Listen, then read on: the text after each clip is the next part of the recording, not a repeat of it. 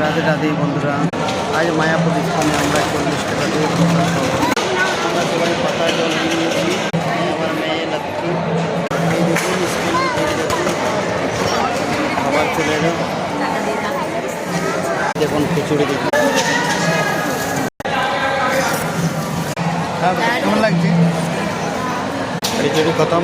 এবার আরও চালের ভাত, আলু পটলের সবজি। আলু পটলের সবজিটা ভালো।